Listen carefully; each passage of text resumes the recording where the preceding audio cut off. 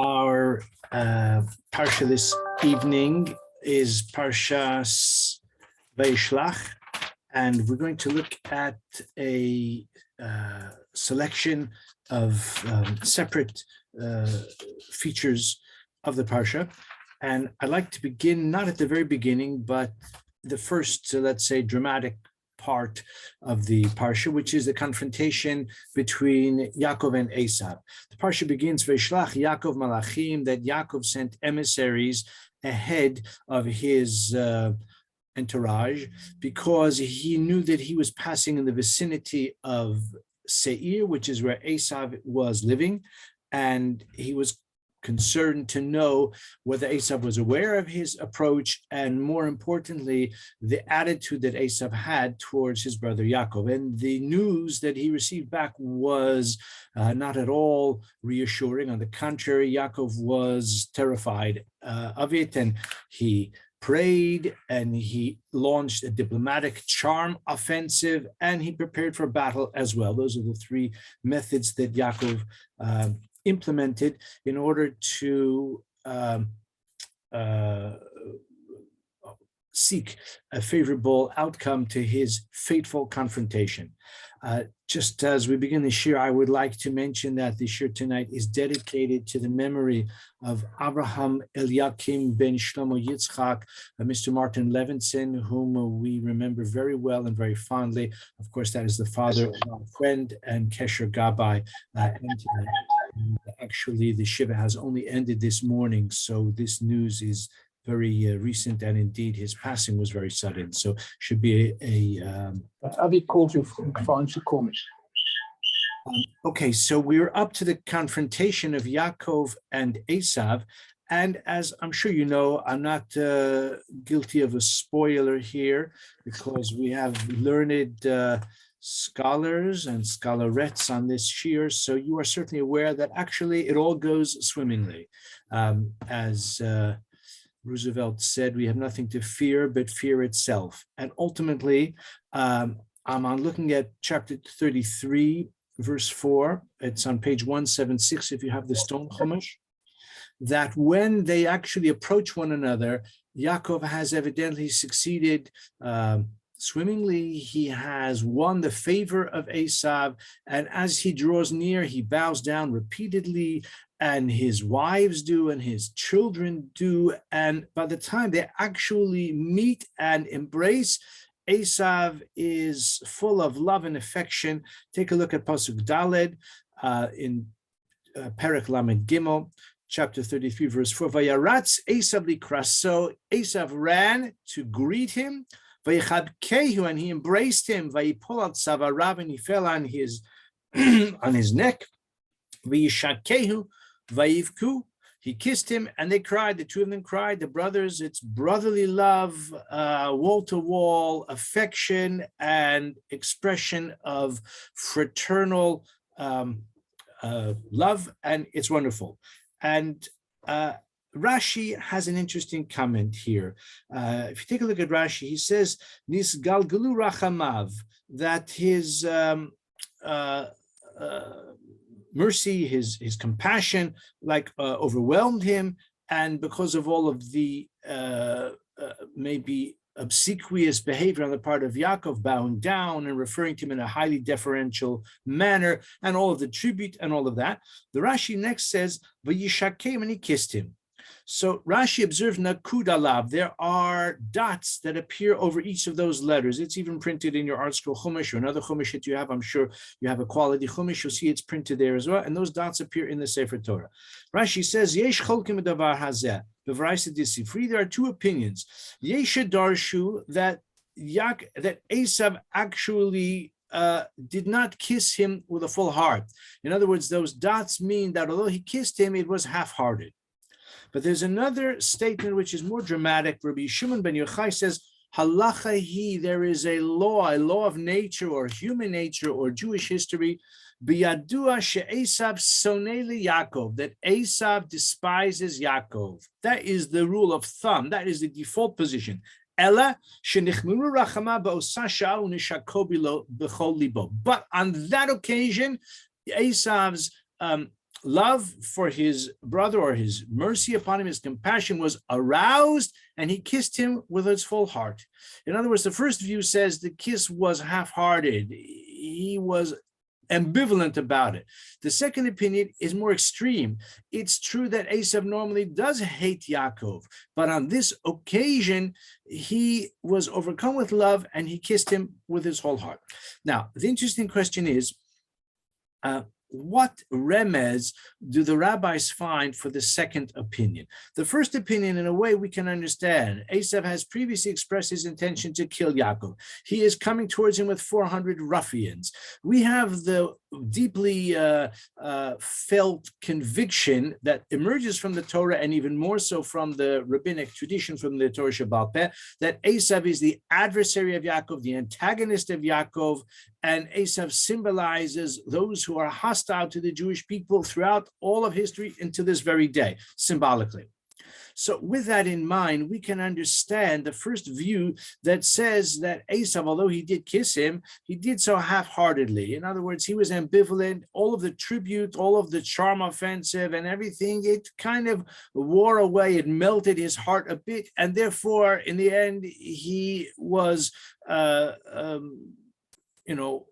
warm towards Yaakov, but it was a bit half-hearted. That's the first view. The second view is, as I said, the more extreme view, that really he did hate him, but on that occasion he loved him. Where is it hinted to in the text? So again, my friend for the year that we've been studying tonight and for the course of the Torah reading this year is ha-Kabbalah, and he says as follows. Our pasuk, take a close look at the Hebrew, says vayichabkehu, and then it says vayishakehu. Vayichabkehu means he embraced him, vayishakehu, and he kissed him. Now, if we consider, for those experts here, you may remember that Yaakov had a previous encounter with also a family member who he hadn't seen in many years. In fact, he had never met him at all. And that family member also ran to greet him and embraced him and kissed him. I'm talking about Lavan. If you've got your Chumash with you, I hope you do, turn back to chapter 29, verse 13. Chaf Tes, Pasuk Yud Gimel. So we find that when Yaakov rocked up in Haran, so he serendipitously met Rachel, who was his cousin, who was his soulmate, and he fell for her immediately, and that was great. At least he thought it was great. It was great as long as it lasted. I mean, the love lasted, but the, of course, Lavan deceived him. But that's not critical for our shir at the moment. Take a look at Pasuk Yud Gimel. For those who have the Stone Chumash, it's the last lines on page 148. Vayikishma Lavan es Shema Yaakov ben Achoso. When Lavan heard that Yaakov, his nephew, the son of his sister, was on his way, meaning that he heard he's come to town. Vayaratzi kraso, he ran to greet him. Vayichabek lo v'yinashek lo. He hugged him and he kissed him. Now, it's the same thing with Asav. It says, Vayaratz Asav dikraso, vayichabkehu, vayishakehu. The difference is that in the case of Lavan, it says, Vayichabek lo, vayinashek lo. Instead of vayichabkehu and vayishakehu, because in Hebrew, it's possible to combine the verb and the pronoun. Vayichabek lo means he embraced him, but one could also say vayichabkehu and he embraced him as one word. So in the case of Lavan, Rashi says it there, in the case of Lavan, he had an ulterior motive. Lavan thought, hey, when this man, who's my cousin, when his grandfather's servant came years ago in order to find a wife for Yitzchak, he came laden with camels, with wealth and all of that. So Yaakov himself probably has come with a lot more. So he wanted to see what kind of valuables has this man brought that I can possibly persuade him to part with, or whatever it might be. You know, if he's rich, then I'm interested in him. He saw him coming empty-handed. He thought, well, maybe he's got gold or jewels on his person, you know, in his jacket pocket, or you know, in some pouch, or maybe even in his mouth. He's got diamonds in his mouth. Who knows? So therefore, he embraced him and he kissed him in an attempt to discover what valuables does he have. It was like a major kind of body search phenomenon. Therefore, it says vayichavek lo, because there's an ulterior motive. It's not completely a genuine. In fact, it may not be genuine at all. In the case of Asav, though, it says in our Parsha, vayichabkehu, vayishakehu, all in one word, implying that there's no ulterior, there's no external motivation here at play. It's a genuine expression of love, affection, devotion, and the like, which is why, according to that view, he did genuinely love him on that occasion. Of course, it was exceptional, but this is the nature of human relations. I mean, dare I say, you can have people who love one another, but sometimes they can be very nasty towards one another, very hateful, very spiteful, and maybe the relationship can be repaired, maybe so, and maybe not, but there can be love that's underlying and yet anger or aggression, so the opposite can happen as well. There's underlying hatred, but on this occasion there was love. Just to add something interesting, I find it interesting that ve-ha-Kabbalah says that Ibn Ezra says, Lo chashav Asav la'asos ra la'achiv, that Asav actually had no intention to do any evil to his brother. The general thrust of rabbinic tradition is, like we've just said, Asav hates Yaakov, Asav's the antagonist to Yaakov, Asav wants to destroy Yaakov, he wants to kill Yaakov, but on this occasion, through divine intervention and through the success of the charm offensive and all of that, he was favorably disposed towards his brother at that time. Says Ibn Ezra, the text of the Torah doesn't prove that. All we read actually in reality is that when they met, Asav ran to him, he greeted him, he hugged him, and he kissed him. So Ibn Ezra says that he had no intention to do him any harm. Says ve-ha-Kabbalah, this is completely ridiculous. He says, Ein minat tzorech lahashiv elav. There's no need to even criticize Ibn Ezra, because it's obvious that Ibn Ezra is mistaken. Because when the malachim, when the emissaries came back to Yaakov, with a report that Asav is approaching with 400 men, if those 400 men were a welcoming committee to greet him and to honor him and to escort him, then why was Yaakov terrified by the report? It's obvious that his reconnaissance, emissaries, they were able to see that Asav's intention was violent. You don't need 400 thugs to kiss your brother. So says ve-ha-Kabbalah, Ibn Ezra is surely mistaken here, that the fact that Yaakov was completely terrified, which is explicit in the Torah, shows that clearly Asav's intention, at least prima facie, was indeed hostile. But as we've said, Hashem has caused Asav to be sympathetic towards him on that occasion. By the way, this may be a paradigm. We see this, the Chachamim see this as a paradigm for Jewish history generally. There is, unfortunately, and Jewish history has demonstrated an underlying antagonism between Asav and Yaakov, but there are times when Asav is sympathetic towards Yaakov. There are times, and please God, perhaps we live in such a time, I don't want to overstate it, but we hope for those times when the antagonism and the hostility and sometimes the violent interaction is quieted to a very great extent. And as I said, I think we are fortunate to live in an era of relative sympathy or understanding. Of course, it flares up frequently in an unexpected way. So we have to expect the unexpected, or maybe better yet to say that we have to be conscious of the default position in Jewish history, which unfortunately does not always reflect the love of Asav for Yaakov. Okay, enough on that subject. I said we're going to take up two separate additional topics in this fascinating parsha, and I'd like to do something that I wasn't sure if I should even explore it, because it's a difficult, a problematic, morally troubling passage, and I'm talking about Yaakov and his family when they settle on the outskirts of Shechem. And this is chapter 34, Perek Lamed Dalet, it's on page 180 if you're using the Stone Chumash. Vatetze Dina bas Leah, that Dinah, the daughter of Leah, went out to see the girls, the nightlife. She wanted to see about the fashion and the style of the girls of Shechem, as she went out to see, and as the Torah says, she was seen. She was seen by Shechem. She was abducted. She was raped. It was very unpleasant.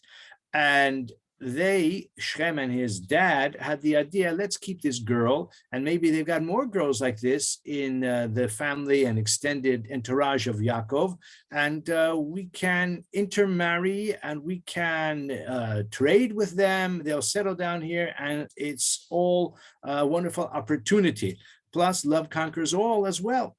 So that was their proposal to Yaakov and his family. Of course, as we know, the family of Yaakov, the sons, I'm sure Yaakov himself, the Torah says Yaakov himself, and certainly the sons even more so, were completely horrified at this prospect. And they hatched a plot. And they said to the people of Shechem, we cannot give you Dinah unless, because we are circumcised. And it's unseemly for us, for this girl, member of our family, to be married to a man who is uncircumcised. So Shechem, so we can only do it, and you're talking about everyone will marry you, you'll marry us, you've got to be circumcised. Okay, I'm going to summarize it quickly, very well known. Shechem says to the people of the town, whether he was named for the town or the town was named for him, I'm not sure. But anyway, the people of Shechem, you've got to be circumcised yourselves, and it's worth it because we're going to cash in on not only the women folk of Yaakov, this tribe, but also their wealth and maybe some of their skill and that sort of thing. So they did. And as we know, the Shimon and Levi ultimately took the opportunity to attack the people of Shechem, for which their father rebuked them, and this was a stain on the reputation of Shimon and Levi, and to a certain extent, Yaakov himself says the whole clan, the whole extended family of Yaakov is implicated in this. So I want to share with you what ha-Kabbalah says about this subject, something quite interesting.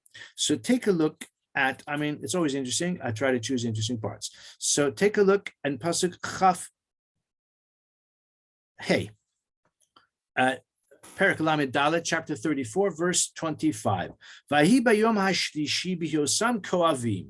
It was on the third day when they were in pain. The Art Scroll people render it, when they were in pain. Vayikhu shnei bnei Yaakov Shimon v'Levi achei Dina. The two of the sons of Yaakov, Shimon and Levi, they took their swords in their hands and they carried out a terrible massacre of the town of Shechem. And the commentaries discuss Rambam and Ramban about what was their justification for it and that sort of thing. I'd like to share with you a different perspective tonight. So ha-Kabbalah says, Vahi b'yom hashlishi, what was so special about the third day? B'yosam kovim, when they were in pain. So he says, firstly, that this statement that it was on the third day, so many of the Meforshim say that the third day is the most painful day.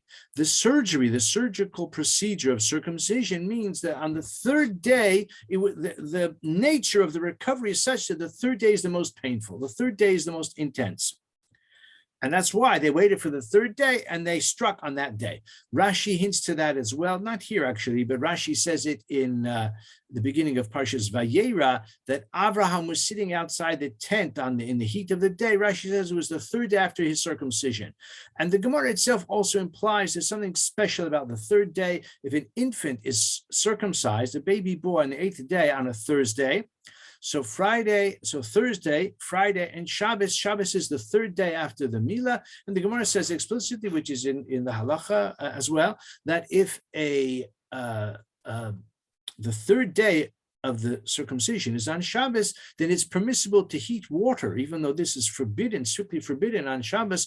But if there's no other option, no other way to acquire hot water other than to light a fire, one is allowed to do so for the needs of treating or bathing or caring for this infant, this newborn, because the third day after the Brit Milah, is especially vulnerable. The child, the infant, is especially vulnerable. However, the Ran and many others say it doesn't mean the third day specifically. It means even the third day, the first day and the second day, all the more so. Which is in a way more logical, that's more intuitive. If a person, lo aleinu, has surgery, minor surgery, or more dramatic, more important, more invasive surgery, that the recovery, hopefully day by day, he recovers more and more. It is a bit counterintuitive that the third day should be more vulnerable, he should be weaker than the second day or the first day.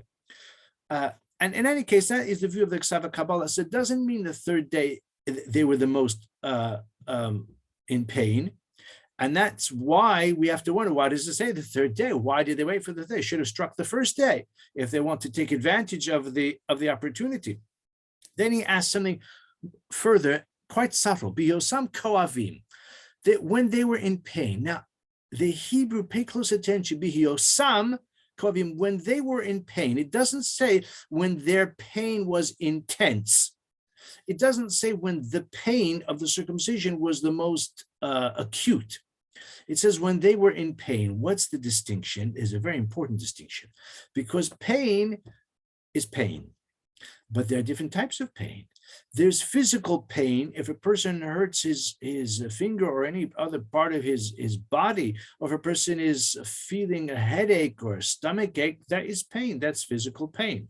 But there's another type of pain as well, which I'm sure none of us is a complete stranger to that other type of pain, emotional pain, psychological pain.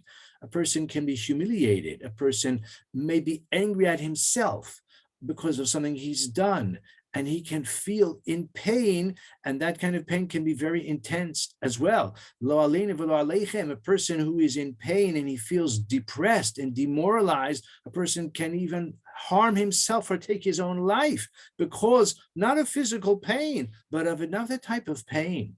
He suggests via biyosam kovim, the emphasis is not on the pain per se, but on what it did to them, biyosam, when they were in pain, when they were pained on the third day. Why was the third day different than the other days? Because he doesn't use this term, but that's exactly what he means, because of buyer remorse. The third day, they thought to themselves, what have we done?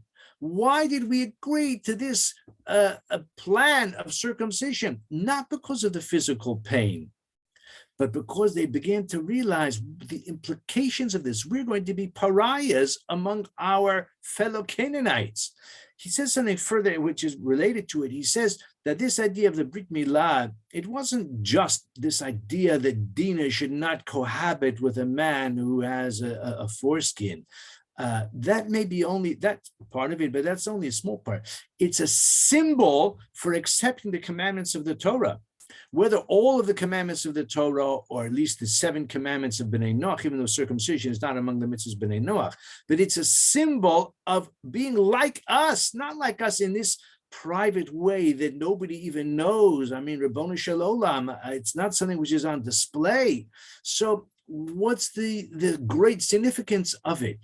Says Asav Kabbalah, it means that they should be like us, that Yaakov and his family said, you've got to be like us. It means you've got to keep the mitzvahs like us. You've got to join us, be like us. So at first they agreed to it, and then they suffered buyer remorse. After 3 days of what have we done? And he has a whole theory how the people of Shem, planned because of their anger and because of their buyer remorse, and because of something which I learned in psychology many years ago. I took a course called Aggression and Violence. It was lovely. We learned about a principle which has been broadly validated by the research, that in trying to understand aggression and violence, what causes it, that frustration leads to aggression. Now, it's not true in every instance. It's not the time to review the whole course that I took many years ago, but there's no question that there's a lot of truth to that formula, that frustration leads to aggression. They were frustrated. They were angry at themselves and angry at Yaakov and his family for kind of, they didn't force them, but they encouraged them, or they lured them in. And now they decide they're going to avenge themselves on Yaakov and the family. And their intention was to kill Yaakov and his family, and in that way they could say to the other Canaanites, you see, we haven't sold out. It was just, temporary folly, and we're really going to go back to our good pagan idol worshiping ways. We're just like you. So that was their plan. It says ve-ha-Kabbalah, Shimon and Levi decided on a preemptive strike because they felt that the Shechem people are going to ultimately carry out this attack, and therefore it was a preemptive strike on the third day. So the third day was when the buyer remorse set in a big way, and the Shimon and Levi therefore took that opportunity at that point. So it wasn't because of the pain of the circumcision per se, it was because of the greater pain, the psychological distress of what they had done to themselves. And he adds on a comment which is found in earlier sources. There's no hatred like religious hatred. Unfortunately, that too often is true, that so much violence and bloodshed and hatred has been aroused in the history of mankind through religious intolerance and religious hatred, that there's no hatred that's as intense as religious hatred. And he says this is what the people of Shechem were feeling, that we are going to invite upon ourselves the hatred of the people around us because we become like the Jews, therefore we're going to knock them off. Okay, that's his theory. It's a bit speculative, but he says according to this, we don't have to fall back on the interpretations of the Rambam and Ramban, which are a little bit forced in some ways in explaining why they carried out this massacre. And of course, they were rebuked for it by their father Yaakov.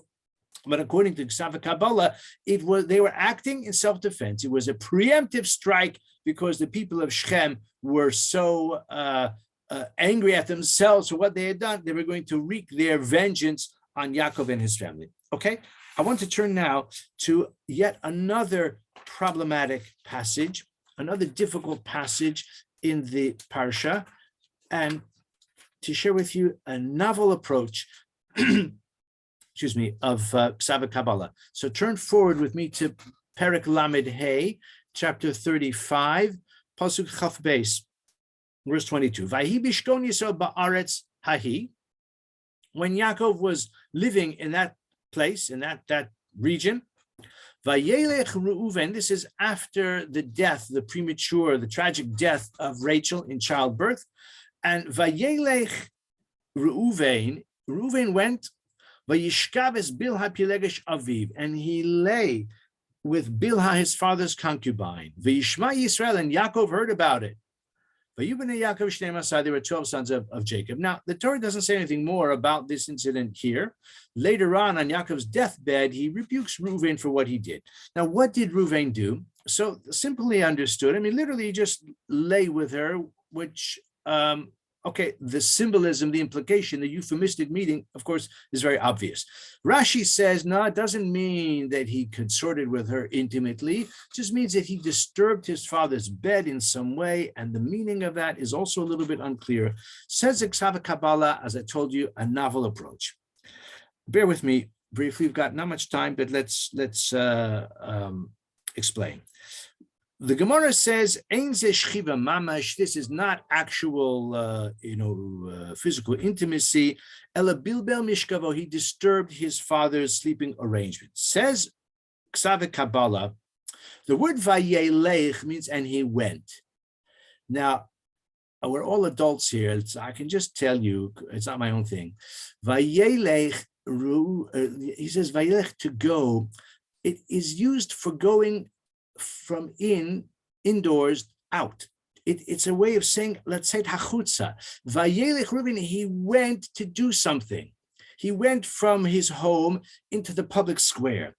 He says it doesn't apply to lying down.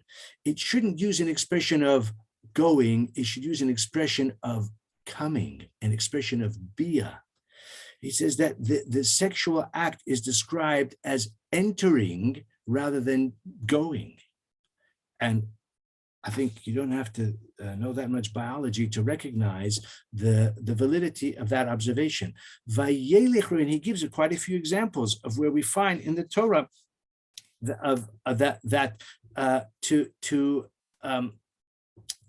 like vayavo, or maybe vayikam, to arise. These are expressions that are apt for the sexual act. Vayelech Reuven implies that he went into the public square. What did he do in the public square? So he says Vayishkav. Vayishkav doesn't mean here, it's not a euphemism for sexual relations, which is its usual usage. But here he says, but from the context, it means that he laid her low. It's the opposite of kima. Lakum is to arise, like to aggrandize someone. Vayishkav as Bilha, he put her down. In other words, he demeaned her to call her a pilegesh, to call her a concubine. Now, Yaakov married Leah first, and he married Rachel second. As we know, he didn't intend it to be that way. He wanted just Rachel. He ended up with Leah and Rachel. Each one brought into the marriage a maidservant. And subsequently, as the Torah described in last week's Parasha, each of the two wives presented her maidservant to be a wife for Yaakov. They were not in the role of maidservants or concubines, but the Torah says in two different places that Bilha v'Zilpa neshei Aviv, they became wives, they became full-fledged wives to Yaakov in that way. So to say about this woman that she's a pilegesh, that she's a concubine, it's like you're saying, excuse me, like a sex toy.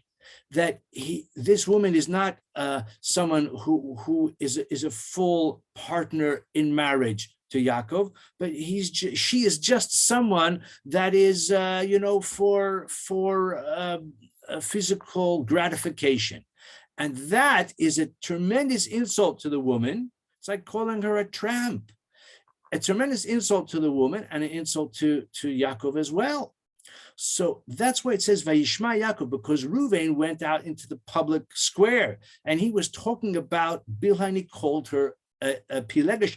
Vayishkav, he put her down.